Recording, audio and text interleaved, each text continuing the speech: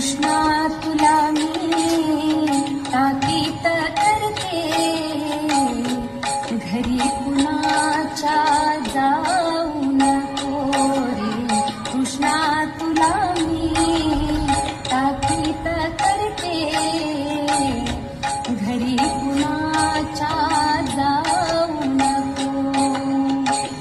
गवळ्या घरी बोभाट उठला, माठ दह्याचे फोडू नको रे. गवळ्या घरी बोभाट उठला, माठ दह्याचे फोडू नको रे. रागीट